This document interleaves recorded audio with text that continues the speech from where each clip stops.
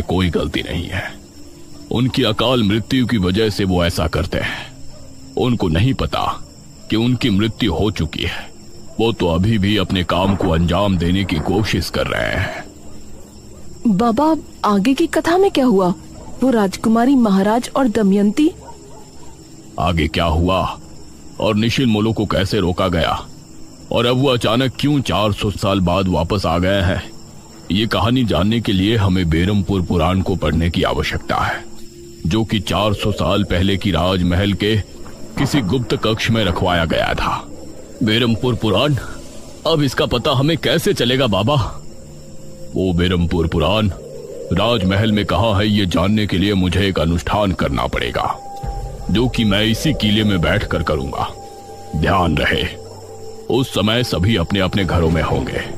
कहीं ऐसा ना हो कि इस बार भी निशिर मोलो ये अनुष्ठान रोकने के इरादे से गांव में आए। निशिर मोलो कौन है ये तो हमने जान लिया है, लेकिन इन सब का मेघना से क्या संबंध है? निशिर मोलो उसके आने से कैसे जाग उठे? राजा के साथ क्या हुआ? और दमयंती गांव के मुखिया और पुजारी जंगल के मुहाने पर पहुंच चुके थे। वहां का दृश्य देखकर उनकी रूह कांप उठी। संपत और कप्तान जमीन पर बेसुध पड़े थे और उनके चेहरे पूरी तरह नीले पड़ चुके थे। तभी पुजारी गंभीर आवाज में बताते, भी जिंदा हैं, लेकिन इनकी आत्माएं शरीर छोड़ चुकी हैं। इन्हें निशिर मोलो ने अपने साथ ले जाने के लिए चिन्हित कर लिया है। पुजारी जी देखिए। एक गांव वाला घबरा कर कहता है कि जंगल से 4 साए निकल रहे हैं और वे सीधे गांव की तरफ बढ़ रहे हैं। इधर महल के अंदर मेघना तेजी से किताब के पन्ने पलट रही थी। तभी उसे एक रहस्यमयी मंत्र मिलता है, लेकिन उस मंत्र को जागृत करने के लिए उसे अपने खून की एक बूंद किताब के पन्ने पर गिरानी थी। यह देखकर मेघना डरते हुए कहती, मैं वापस न बचूं। नहीं मेघना, हम कोई और रास्ता ढूंढ लेंगे, हमें मरना नहीं है। इशिता, अगर हम नहीं रुके तो ये चारों शैतान पूरे बेरमपुर को खत्म कर देंगे। मेघना, जो करना है करो। वो एक नुकीली धातु से चीरती है और किताब पर रक्त की बूंद टपका देती है। अचानक पूरे महल में तेज रोशनी फैल जाती है। इसके बाद वह ओम नमः शिवाय मंत्र का उच्चारण करते हुए इस मिट्टी के रक्षकों से अभिषेक को वापस ले जाने की प्रार्थना करती है। उसी क्षण महल के अंदर एक तेज धमाका होता है। निशिमोलो अचानक रुक जाते हैं और पहली बार अपना सिर ऊपर उठाते हैं। उनकी आंखों में आग जैसी चमक दिखाई देती है। फिर वे भारी आवाज में कहते हैं, 400 साल का इंतजार, अंत में तू मिल ही गई राजकुमारी। राजकुमारी। राजकुमारी? मेघना, ये क्या कह रहे हैं? मुझे नहीं पता, लेकिन मुझे लगता है कि मैं कोई साधारण लड़की नहीं हूँ। उसी समय महल की छत ढहने लगती है और पत्थरों के गिरने की आवाज से पूरा गांव कांप उठता है। बाहर मुखिया और पुजारी देखते हैं कि जंगल से उठ रही काली धुंध अब महल की ओर बढ़ रही है। मुखिया लड़कियों को बचाने के लिए महल की तरफ बढ़ना चाहता है, लेकिन पुजारी उसे रोकते हुए कहते हैं कि वहां अब कोई इंसान नहीं बचा। वहां अब सिर्फ अतीत की परछाइयां मौजूद हैं। महल के अंदर निशिल मोलू धीरे धीरे ताबूत का ढक्कन खोलने लगते हैं।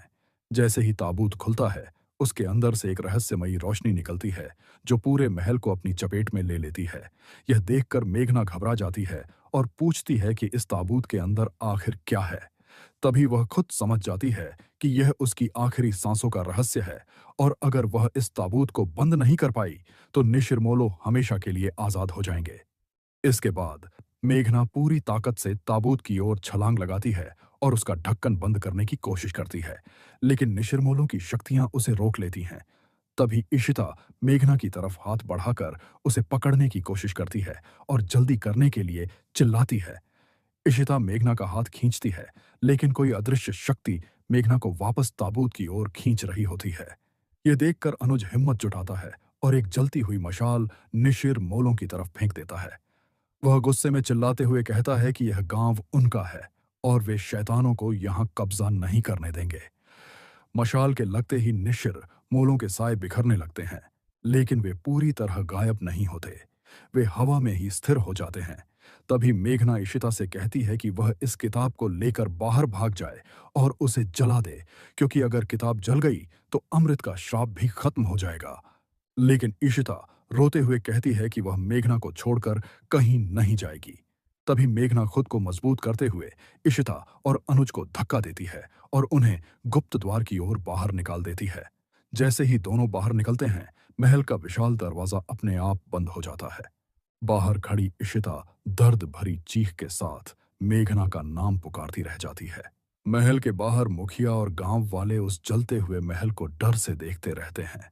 अचानक तेज आंधी थम जाती है और चारों तरफ ऐसा सन्नाटा छा जाता है कि सांसों की आवाज भी सुनाई देने लगती है। तभी गांव वाले समझ जाते हैं कि मेघना ने सबको बचाने के लिए खुद को कुर्बान कर दिया है। पुजारी गहरी सांस लेते हुए कहते हैं कि निशिरलो अब फिर से सो चुके हैं और बीरमपुर अब सुरक्षित है। लेकिन उस रात के बाद किसी को भी उन लड़कियों के बारे में कुछ पता नहीं चल पाया। इशिता और अनुज गांव से गायब हो चुके थे और जहां कभी वह विशाल राजमहल था, वहां अब सिर्फ राख का एक ढेर बचा था। तभी पुजारी धीमी आवाज में कहते हैं कि मेघना मर नहीं सकती, वह सिर्फ उसी समय में वापस चली गई जहां से वह आई थी। बीरमपुर को उसका रहस्य तो मिल गया, लेकिन उसकी कीमत बहुत बड़ी थी। सालों बाद भी बीरमपुर की गलियों में लोग उन 4 आदमियों की आहट महसूस करते हैं। हालांकि अब वे किसी को नुकसान नहीं पहुंचाते। वे सिर्फ उस राजकुमारी की रखवाली करते हैं जो आज भी उस राख में दबी एक अमर कहानी का हिस्सा बनी हुई है। कहानी के अंत में इशिता एक पुरानी डायरी पढ़ते हुए कहती है कि उसे आज भी वह चेहरा याद है जब मेघना ने आखिरी बार मुस्कुराकर उनकी तरफ देखा था। लेकिन आज तक वह समझ नहीं पाई कि वह सब सच था या सिर्फ एक सपना।